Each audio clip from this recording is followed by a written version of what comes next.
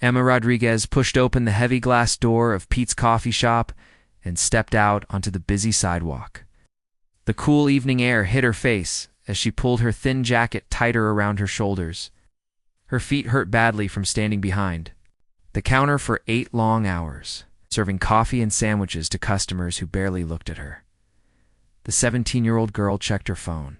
It was already 7:30 in the evening and she was tired. It's very tired, but she could not complain. She needed this job badly.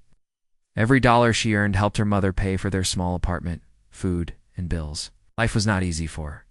Emma and her mother, since her father left them 3 years ago. Emma's mother worked 2 jobs, cleaning offices at night and working at a grocery store during the day. They still struggled to make ends meet every month. That's why Emma took this part-time job at the coffee shop after school. She worked for hours every weekday and 8 hours on weekends. As Emma walked down the street toward the bus stop, she thought about her homework waiting at home. She had a math test tomorrow and an English essay due next week. Sometimes she felt so tired that she wanted to quit school and work full-time. But her mother always said, education is the only way out of this life, Mia. Study hard so you can have a better future than me. The street was crowded with people rushing home from work. Cars honked their horns in the heavy traffic. Street vendors sold hot dogs and pretzels from their small carts. The smell of food made Emma's stomach growl. She had only eaten a small sandwich for lunch, saving money by not buying dinner. Emma turned the corner near the old subway station. This part of the street was not as busy. Some of the streetlights were broken, making it darker than the main road. She walked faster, wanting to catch the next bus home. Then she saw him. An old man sat on a piece of torn cardboard against the red brick wall of an old building. His clothes were dirty and had many holes. His gray hair was messy and long, covering part of his face. His beard was also gray and looked like it had not been washed in weeks. In front of the old man was a small paper cup with just a few coins inside. A handwritten sign next to him said, "Please help." "Hey, God bless you." His hands were dirty. His fingernails were black with grime. Most people walked past the old man without even looking at him. Some people saw him and quickly crossed to the other side of the street. A few people made faces like they smelled something bad. Nobody stopped to help him. Emma slowed down as she got closer to the old man. Something about him made her feel sad. Even though he looked rough and dirty, there was something different about him. The way he sat was not like other homeless people she had seen. He sat straight, with dignity. His eyes were not empty or crazy like some street people. They looked sad, but also intelligent. The old man looked up at Emma as she approached. For a moment, their eyes met. Emma saw pain in his eyes, but also kindness. It reminded her of her grandfather, who had died when she was 12. Her grandfather always said, "Emma, treat every person with respect. You never know what struggles they carry in their heart." Emma stopped walking. She looked down at the old man, then at the small cup with just a few coins. Her heart felt heavy. She knew what it was like to not have enough money. She knew what it was like to worry about having food tomorrow. Emma opened her small purse and looked inside. She had $12 left from her day's work. This money was very important to her. She needed $3 for the bus to work tomorrow and back home. She needed $5 for lunch at school tomorrow. The remaining $4 were for emergencies. But looking at the old man sitting on the cold sidewalk, Emma could not just walk away. Her grandmother had always taught her to help others when she could. Even if you have little, you can always share something with those who have less. Her grandmother used to say, Emma took out 3 crumpled $1 bills from her purse. It was a lot of money for her, money she really needed. But something inside her heart told her to give it to this old man. She bent down and dropped the $3 into his paper cup. The sound of the paper money falling into the cup seemed very loud in the quiet street. The old man looked up at Emma with complete surprise. His eyes opened wide, and his mouth opened a little. It was clear that he had not expected anyone to give him money, especially not a young girl who obviously did not have much herself. "Thank you, young lady," the old man said in a soft voice. "Thank you so much." Emma was surprised by his voice. It was not rough or harsh like she expected from a homeless person. Instead, it was gentle and educated. He spoke clearly, with good grammar. It was the voice of someone who had been to school, someone who had once lived a different life. "You're welcome," Emma replied, smiling at him. Odd, she felt good about helping him, even though she now had less money for herself. The old man continued to look at Emma with grateful eyes. "God bless you for your kindness," he said. "You have a good heart." Emma was about to say goodbye and continue walking to her bus when something unexpected happened. The old man reached into the inside pocket of his torn jacket. Emma watched as he pulled out something that seemed completely out of place in his dirty hands. It was a business card. But not just any business card. His card looked expensive and fancy. It was made of thick white paper with gold edges that caught the light from the street lamp. The writing on it was in gold letters that looked very elegant and professional. The card looked like it belonged to someone very important and wealthy. It seemed impossible that this homeless man would have something so fancy. "Please," the old man said, holding the beautiful card toward Emma. "Take this. You never know when kindness might come back to you." Emma looked at the card with confusion. Why would a homeless man have such an expensive-looking business card? Maybe he found it on the street. Maybe someone dropped it near where he was sitting. Maybe it was just a fake card that someone had thrown away. But the old man was holding it out to her with such sincerity in his eyes. Emma did not want to hurt his feelings by refusing his gift. After all, she had just given him money. The least she could do was accept whatever he wanted to give her in return. "Thank you," Emma said, taking the card from his dirty hand. She noticed that his fingers were thin and long, like the hands of someone who had once done delicate work. Not hard manual labor. Without looking at the card carefully, Emma put it quickly into her jacket pocket. She did not want to seem rude by examining it closely in front of him. "Have a blessed evening, young lady," the old man said with a warm smile. Despite his rough appearance, his smile was kind and genuine. "Your kindness will not be forgotten." "Thank you," Emma replied. "I hope you stay warm tonight." As Emma walked away toward her bus stop, she felt a strange feeling inside her chest.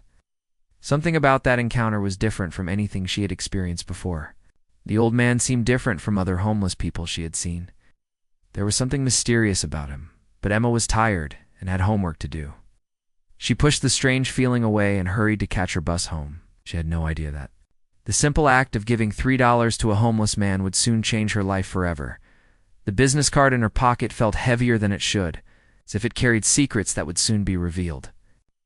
But for now, Emma just wanted to get home to her mother and try to forget about how little money she had left for the rest of the week. Behind her, the old man watched as she disappeared around the corner. A small, knowing smile crossed his weathered face as he carefully folded his cardboard and prepared to leave his spot for the night. He had been waiting for someone like Emma for a very long time. 3 days passed after Emma's meeting with the homeless man. Those 3 days were busy and tiring for her. She worked at the coffee shop, went to school, and studied late into the night. Her math test went well, and she finished her English essay just in time. But sometimes, when she was quiet, Emma found herself thinking about the old man. She remembered his kind eyes and his gentle voice. She wondered if he was staying warm at night and if he had enough food to eat. The memory of giving him $3 made her feel good inside. Even though she had to skip lunch one day because she did not have enough money, on Thursday morning, Emma was getting ready for school. She was already running late because her alarm clock did not work properly. Her mother had already left for her morning job at the grocery store. Emma quickly brushed her teeth, grabbed her school bag, and looked for her house keys. She put on the same thin jacket she had worn 3 days ago when she met the homeless man. As she reached into the pocket to find her keys, her fingers touched something smooth and thick. For a moment, she could not remember what it was. Then she remembered. It was the business card the old man had given her. Emma pulled the card out of her pocket and looked at it properly for the first time. She had been too tired and too focused on catching her bus that evening to examine it carefully. What she saw made her stop breathing for a moment. The card was even more beautiful than she had remembered. It was made of very thick, expensive paper that felt heavy in her hands. Edges were covered in real gold paint that shined in the morning light coming through her bedroom window. The writing on the card was printed in elegant gold letters. that looked very professional and important. Emma read the card slowly, her eyes getting bigger with each word. Theodore Whitman, she read out loud. Chairman and CEO, Whitman Industries Group. Below the name was an address on Fifth Avenue in Manhattan. Emma knew that Fifth Avenue was where the richest people in the city lived and worked. The buildings there cost millions of dollars. Only very wealthy and powerful people had offices on Fifth Avenue. At the bottom of the card was a phone number and an email address. Everything about the card looked real and official. This was not a fake card, or something someone had thrown away. This was the business card of someone very important. Emma felt confused and shocked. How could a homeless man have the business card of someone so wealthy? Maybe he found it on the street. Maybe someone dropped it near where he was sitting. He picked it out of a trash can, but something was strange. The card was not dirty or damaged. It looked new and clean. If the homeless man had found it on the street, it would have been dirty or torn. This card looked like it had been kept safe and clean. Emma sat down on her bed, still staring at the card. The name Theodore Whitman sounded familiar to her, but she could not remember where she had heard it before. She knew it was an important name, but she could not remember why. She looked at her phone. She was already late for school, but she could not stop thinking about the card. Finally, she put the card carefully back in her pocket and ran out of her apartment. She would have to think about this mystery later. At school, Emma could not concentrate on her classes. During her English class, she kept touching the card in her pocket. During lunch, instead of eating with her friends, she sat alone and stared. At the card again, her best friend Maria noticed that Emma was acting strange. "What's wrong with you today?" Maria asked. "You look like you saw a ghost." Emma showed Maria the business card. "A homeless man gave this to me 3 days ago," she said. "But look at it. This is not something a homeless person should have." Took the card and examined it carefully. Her eyes got wide. "Emma, do you know who Theodore Whitman is?" she asked. "No, not really. The name sounds familiar, but I can't remember where I heard it." Maria looked excited and nervous at the same time.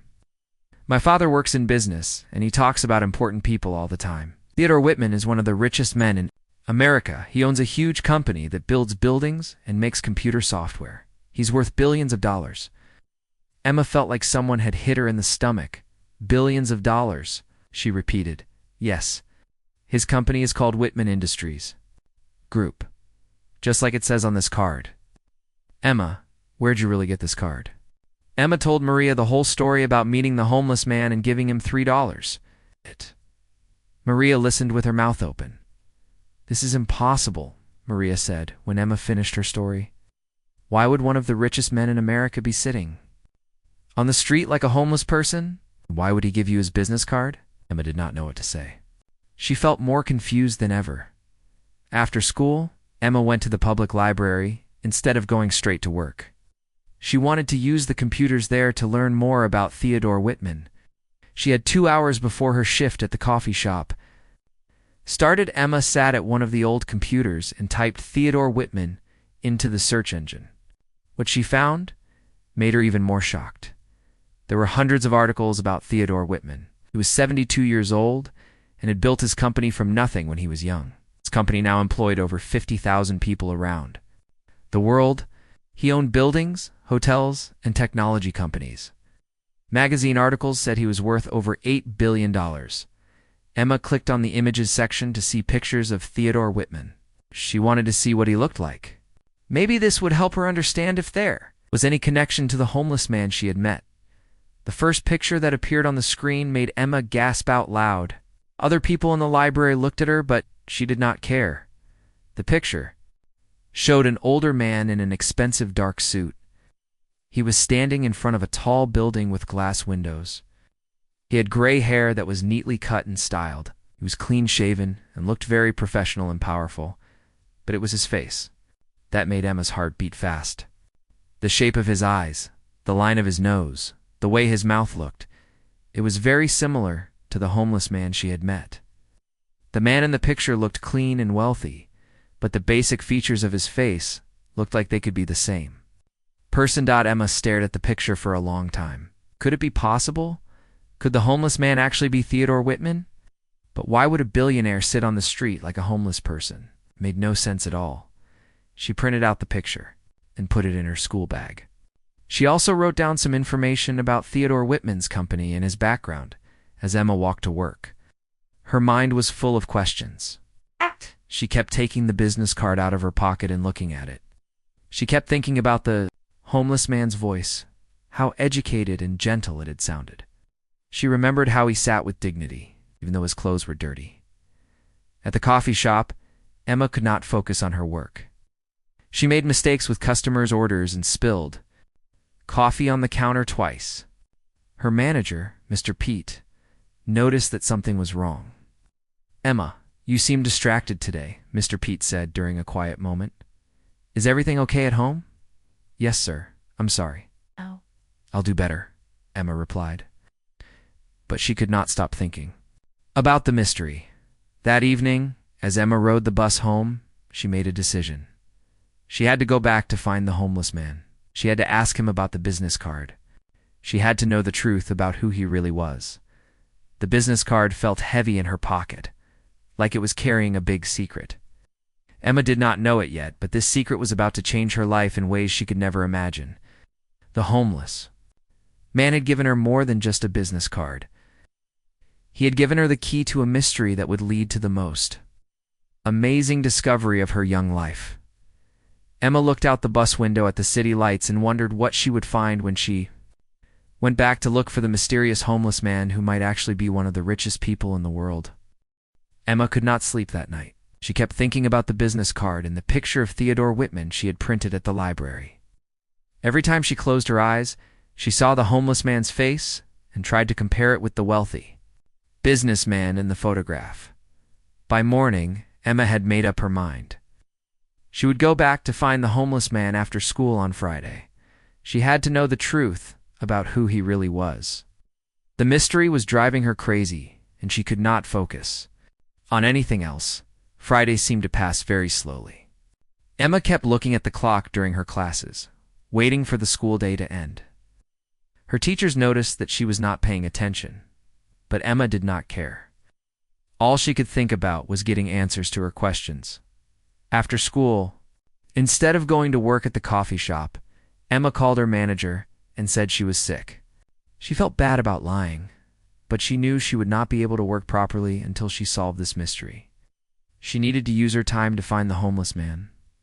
Emma took the bus to the area, near the old subway station where she had first met the homeless man.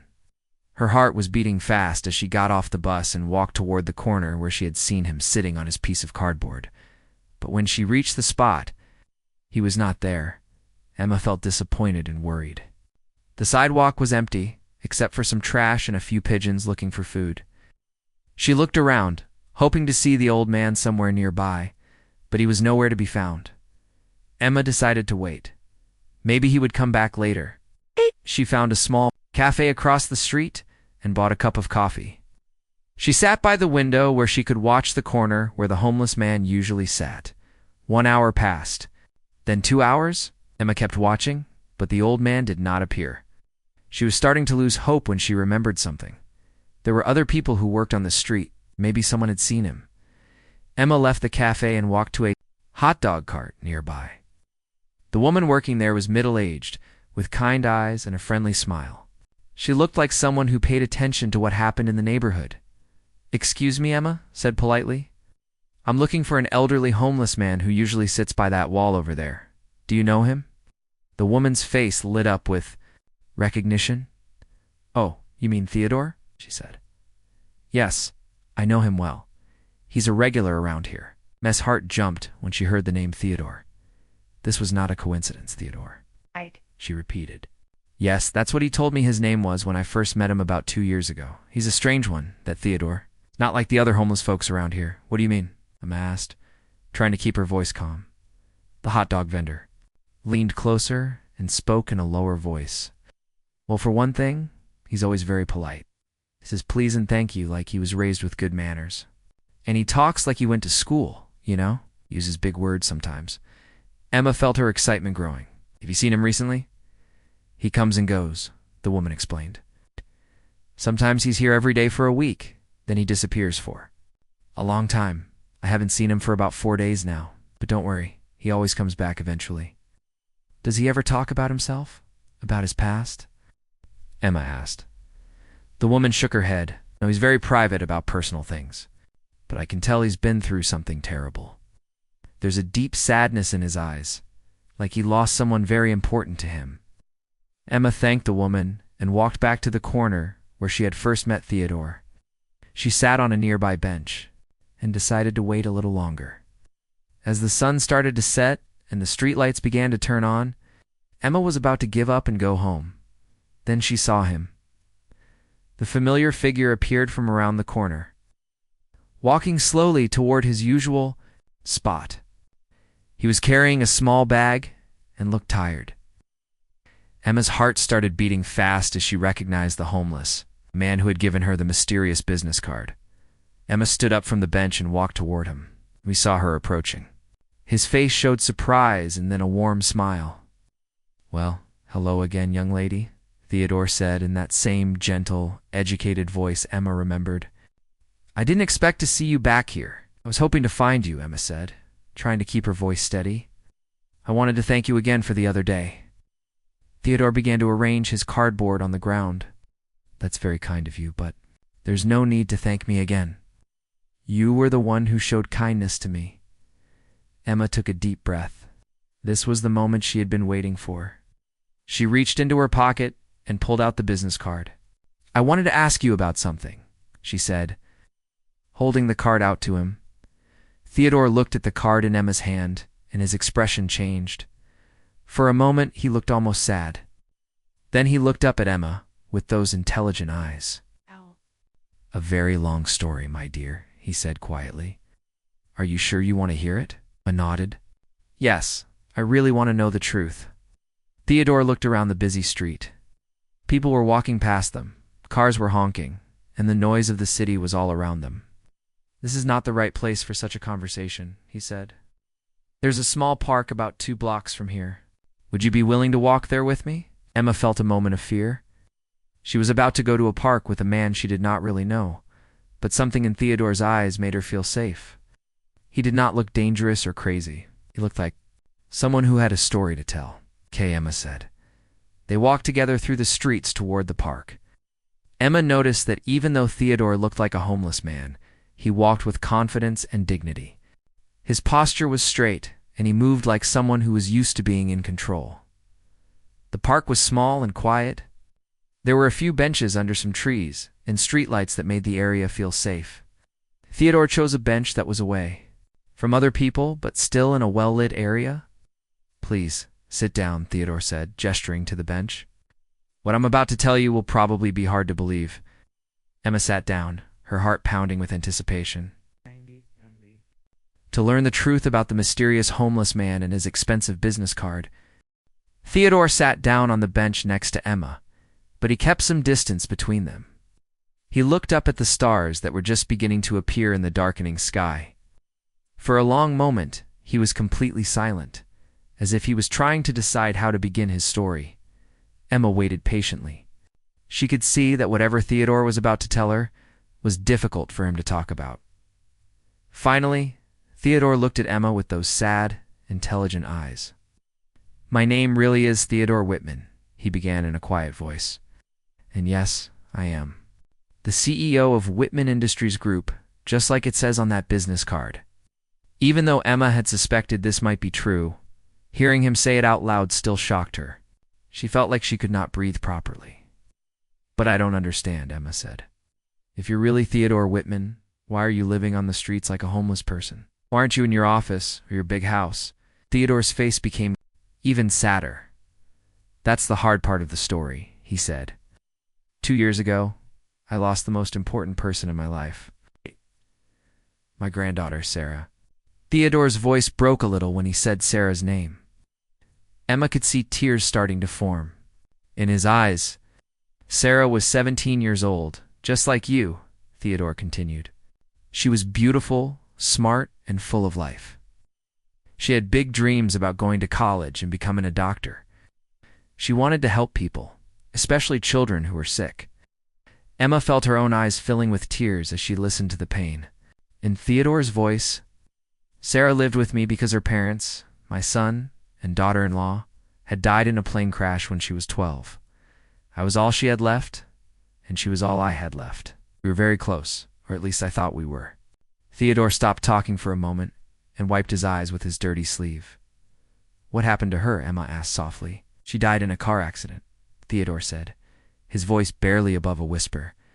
And it was my fault. Emma felt shocked. How could it be your fault? Theodore looked down at his hands. I was always working. Always in meetings, always on business trips, always busy making more money. Sarah needed me, but I was never there for her. I missed her school plays, her graduation, her birthday parties. I always said I would make it up to her later, but later never came. Theodore's voice became stronger, but Emma could hear the anger he felt toward himself.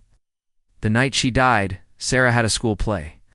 She'd been practicing for weeks and was so excited about it. She begged me to come watch her perform. I promised I would be there. But you weren't there? Emma asked.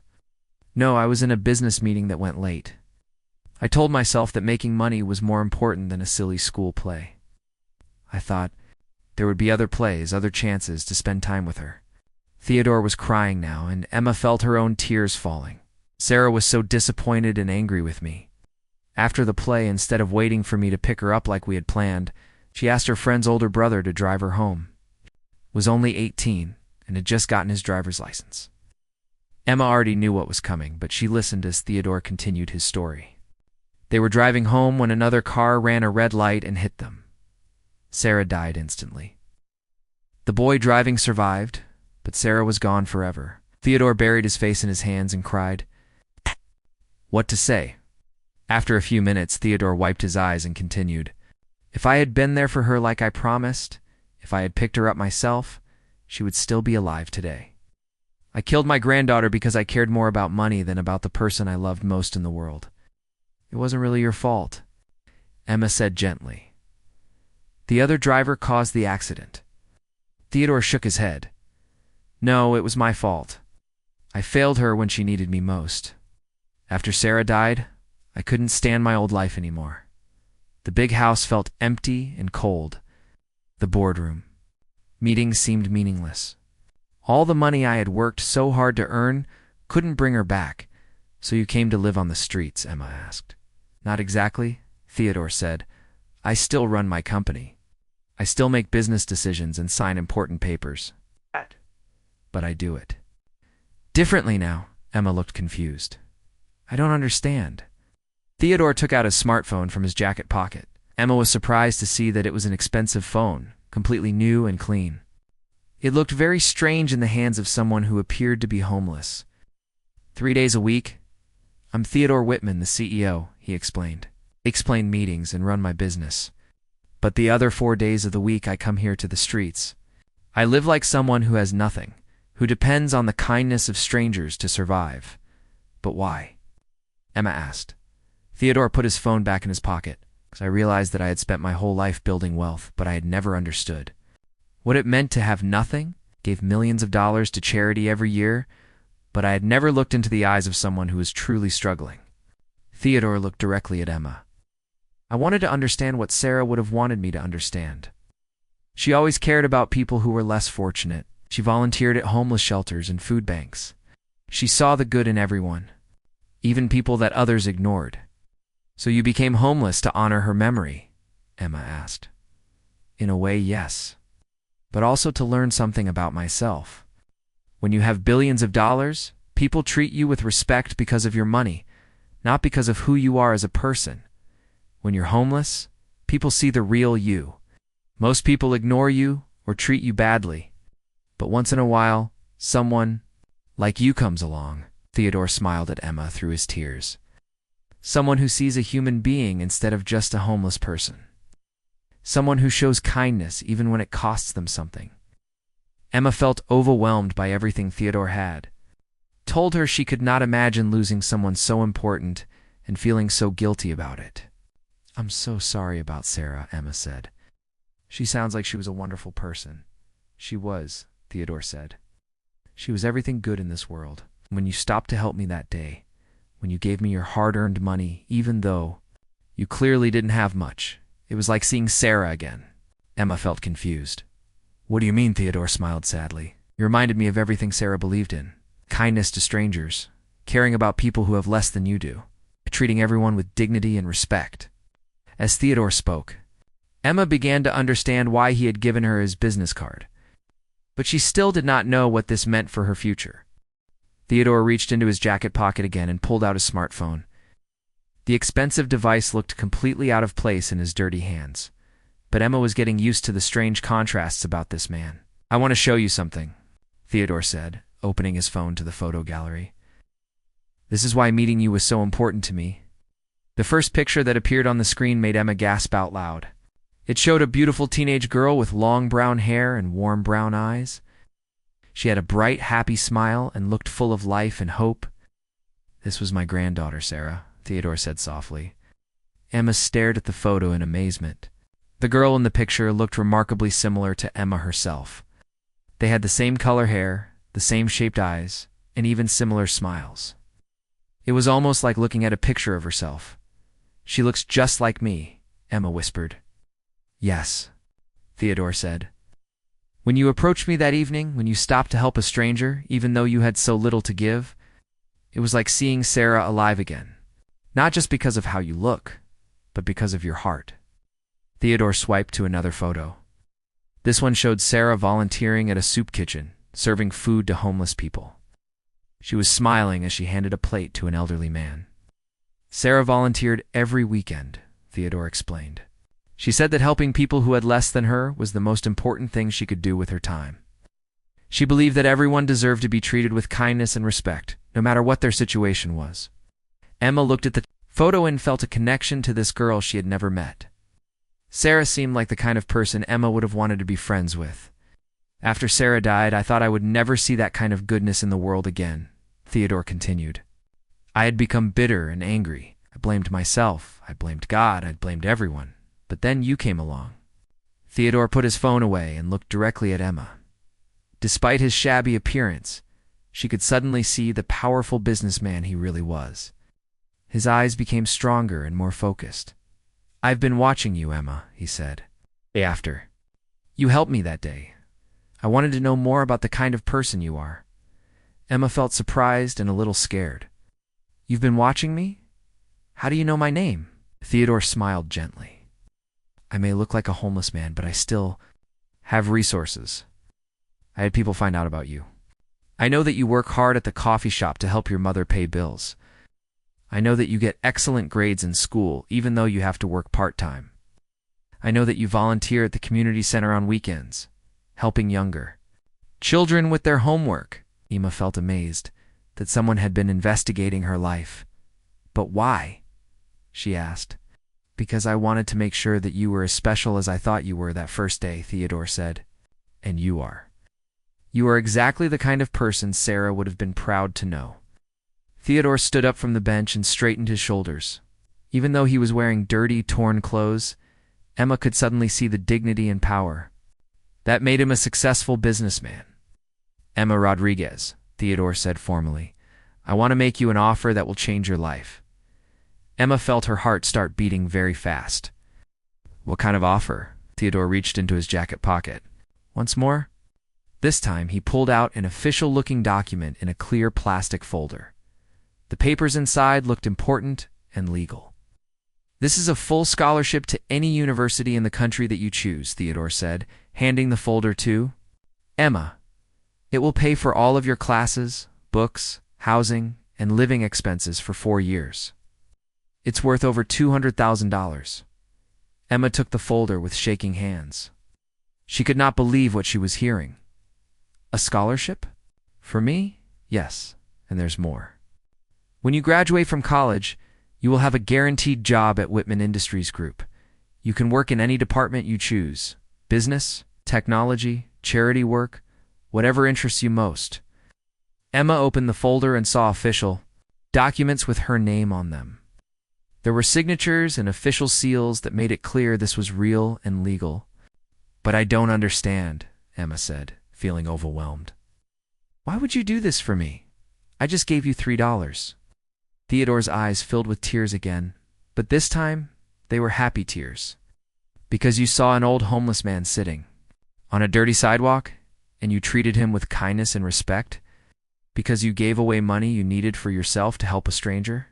Because you have the same beautiful heart that Sarah had. Emma started crying as the reality of what was happening hit her. She thought about her mother, who worked 2 jobs and still struggled to pay their bills every month. She thought about her dream of going to college and becoming a teacher, a dream that had seemed impossible because they could not afford it. There's just one condition, Theodore said gently. You must promise me that you will never forget this lesson. Kindness. 2 strangers, even when it costs you something, can change the world in ways you never imagine. Emma nodded through her tears, unable to speak. Her whole life had just changed because she decided to give $3 to a homeless man. I want to honor Sarah's memory by helping someone who reminds me of everything she believed in, Theodore continued. She would have loved you. Emma. She would have been proud to know that there are still people in the world who care about others. Emma finally found her voice. I promise, she said.